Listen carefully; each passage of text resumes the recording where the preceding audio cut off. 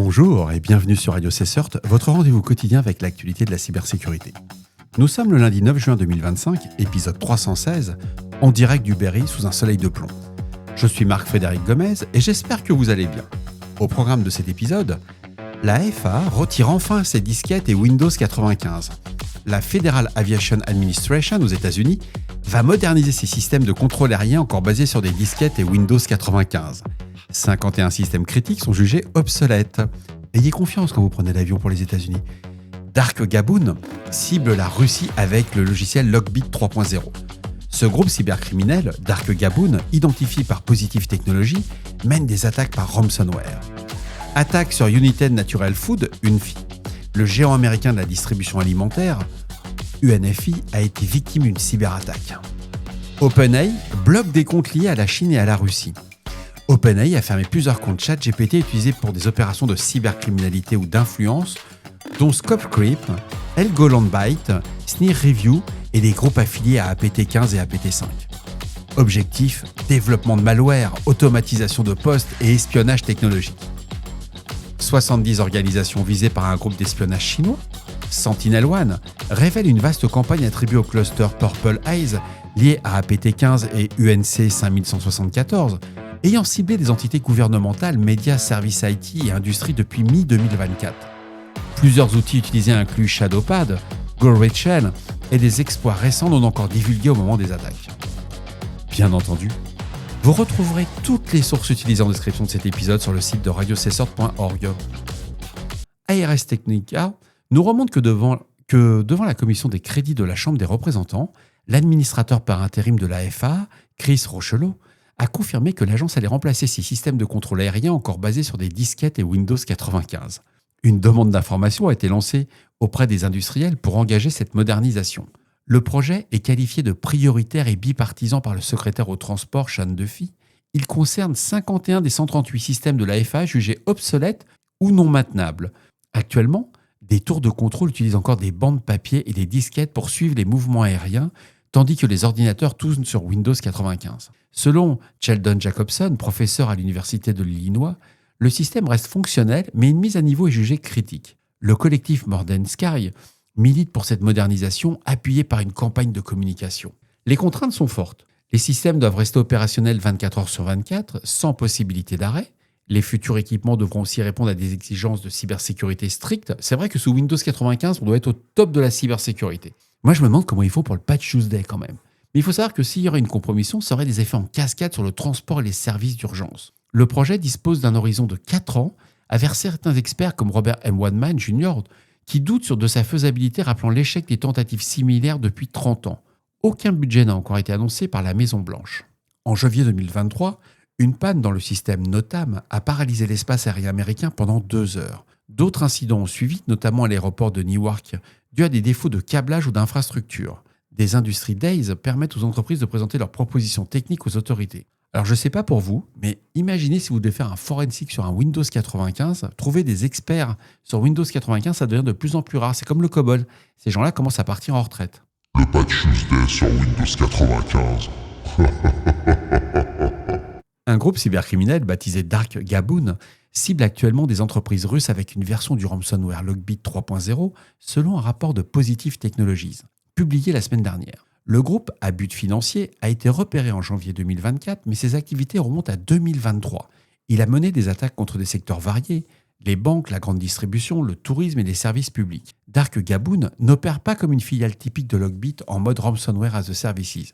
Il semble utiliser une version de Lockbit 3.0 rendue publique en 2022 de manière autonome. Les attaquants commencent toujours par des campagnes de phishing en russe visant les services financiers.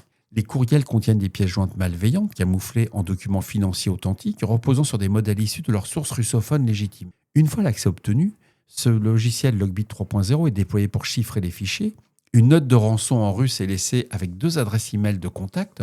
Aucune exfiltration de données n'est observée récemment. Ces adresses utilisées sont les mêmes que celles repérées lors d'attaques contre des institutions financières russes entre mars et avril 2023. Les auteurs n'ont pas été identifiés mais seraient russophones. Ils utilisent des outils open source comme RevengeRat, Xworm et Lockbit pour dissimuler leurs traces au sein de l'écosystème cybercriminel. En décembre dernier, une autre attaque par Lockbit avait visé la plus grande usine de transformation laitière de Sibérie, peu après une opération de soutien logistique à l'armée russe en Ukraine. Aucun acteur n'a été formellement attribué.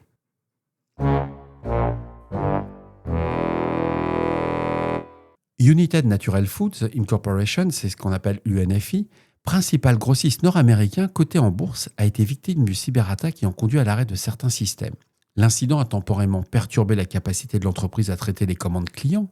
Il faut savoir que Unifi est basé dans le Rhode Island. Ça gère 53 centres de distribution et dessert plus de 30 000 points de livraison aux États-Unis et au Canada. La société emploie quand même 28 000 personnes et génère un chiffre d'affaires digne d'une PME, 31 milliards de dollars de revenus annuels en 2024. Suite à cette attaque, UNFI a déclenché son plan de réponse à incident, pris des mesures de confinement et engagé des experts en cybersécurité tiers. Des solutions de contournement ont été mises en œuvre pour maintenir les opérations dans la mesure du possible. Et l'entreprise collabore avec les autorités et poursuit ses efforts pour restaurer les systèmes de manière sécurisée. Alors moi, j'ai regardé un petit peu, j'ai fait un peu de veille là-dessus. Les offres d'emploi au niveau cyber pour cette entreprise, c'est du délire. Ils ont mis des moyens. C'est toujours pareil. On aura par la suite dans les sources ouvertes le budget qu'il y avait après l'attaque. Mais là, ils sont en train de recruter des anciens vétérans. Donc ce sont des gens qui viennent soit du FBI ou de l'armée, qui ont des connaissances cyber. La chance qu'ils ont, c'est que sur la CISA, il y a énormément de monde qui est disponible. Mais c'est incroyable, c'est que cette annonce officielle intervient après des signalements sur les réseaux sociaux faisant état de panne et d'annulation de postes parmi les employés. Donc les employés ont commencé à parler dans les médias parce qu'ils n'avaient pas prévu d'en parler. Et ils ont été obligés de communiquer. Et il faut savoir que demain, donc c'est mardi 15, pardon. 10, c'est demain. Vous voyez, comme quoi c'est fait en live, il n'y a pas d'IA là-dessus. Donc c'est le mardi 10, ils annoncent leurs chiffres au niveau de la bourse. Et on va voir si la bourse va réagir de façon à la baisse ou à la hausse. C'est assez surprenant, c'est rigolo. Surtout qu'ils ont pris ça très au sérieux et ils mettent des moyens comme les Américains avaient fait sur Target, etc. À lire et à suivre. OpenAI a annoncé le 9 juin 2025, donc aujourd'hui, avoir bloqué plusieurs comptes ChatGPT utilisés par des acteurs russes et chinois impliqués dans des opérations cyber malveillantes. Le groupe russophone Scope a été détecté pour l'utilisation de ChatGPT dans le développement de malware Windows et d'une infrastructure de command and control furtive. Les attaquants ont diffusé leur code via un outil de jeu piégé et ont recouru à l'obfuscation et du sideloading de DLL ou des alertes de Telegram. Chaque compte n'était utilisé que pour une modification unique du code, signe d'une discipline opérationnelle forte. En un mot, vous êtes à plusieurs, vous devez développer du code, vous allez le décomposer en modules. Chacun fait un module, on évite de se faire détecter, mais ils sont quand même fait détecter. Alors, l'infrastructure malveillante a été démantelée avec un impact avant l'impact majeur grâce à la collaboration avec les partenaires de l'industrie. OpenAI a également bloqué des comptes liés à l'opération Helgoland Byte, probablement d'origine russe, visant les élections allemandes de 2025. Les acteurs ont utilisé ChatGPT pour produire des contenus critiques envers les États-Unis et l'OTAN en langue allemande, diffusés sur Telegram et X en faveur du parti de l'AfD. Malgré 27 000 abonnés sur X, l'engagement réel reste faible. Du côté chinois, plusieurs opérations ont été identifiées. L'opération Sneer Review utilisait ChatGPT pour générer des publications politiques en chinois, en anglais et en ourdour sur TikTok, X, Reddit et Facebook, notamment sur Taïwan, Lucid et Madrang Balok, avec de faux signaux d'engagement. L'activité était en phase initiale. Une autre opération, baptisée Vague Focus, a combiné ingénierie sociale et influence en se faisant passer pour des médias au cabinet de conseil. Et ça visait les États-Unis et l'Europe. Alors, il faut savoir que c'est pas fini. OpenAI a encore bloqué des comptes liés au groupe APT15, le Vixen Panda, et APT5, le K-Hall Panda, impliqués dans des activités comme la modification de scripts, la configuration système, l'automatisation de tests de pénétration et la manipulation sociale sur Android, tout en menant des recherches sur les infrastructures de défense et télécom américaines. Enfin, l'opération Uncle Spam, également liée à la Chine, visait à produire du contenu politique clivant aux États-Unis, avec des profils factices de vétérans, images générées par l'IA et des tentatives de collecte de données personnelles sur X et Blue Sky. L'impact est resté faible. OpenAI indique que 4 des 10 opérations documentées sont d'origine chinoise. Le rapport mentionne également des abus liés au Cambodge, aux Philippines, à la Russie, à l'Iran et des escroqueries à l'emploi.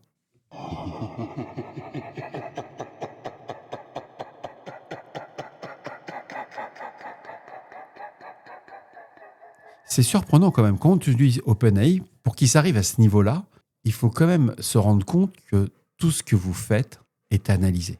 Ce n'est pas juste un fantasme. Pour qu'ils aient trouvé tout ce type d'attaques, de menaces, etc., il y a bien des algorithmes qui sont là pour détecter ce que vous faites. Et quand on voit que dans les entreprises, tout le monde se met à utiliser de façon un petit peu désordonnée ce genre d'intelligence artificielle, en un mot, vous êtes en train de tout donner à une entreprise qui peut en faire ce qu'elle veut et elle peut surtout décider de vous bloquer ou pas. Là, c'est facile, on dit qu'ils font du mal. Mais imaginez, vous allez donner des informations sur quelqu'un qui bosse dans l'avionique, quelqu'un qui va bosser dans le secteur de la défense, etc. C'est surprenant. Ayez confiance. Dans Skynet, l'humanité servira les machines.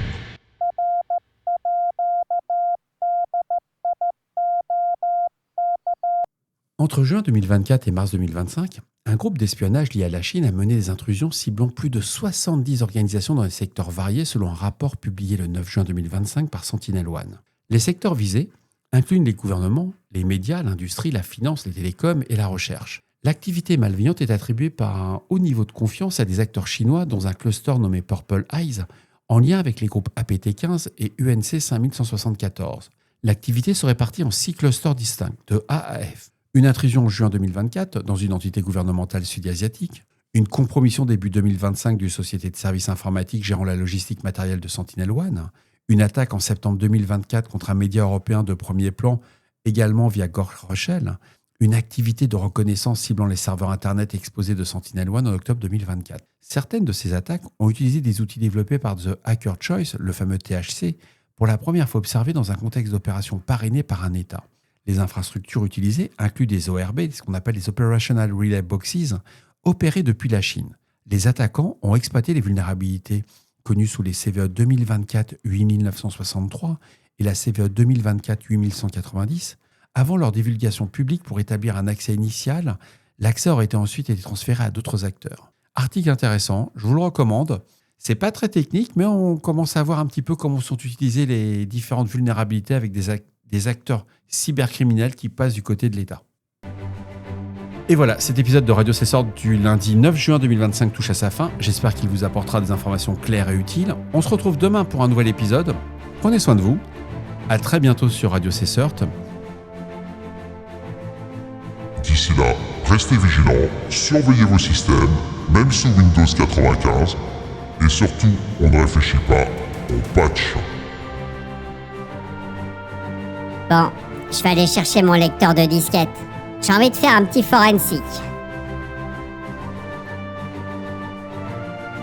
Au revoir.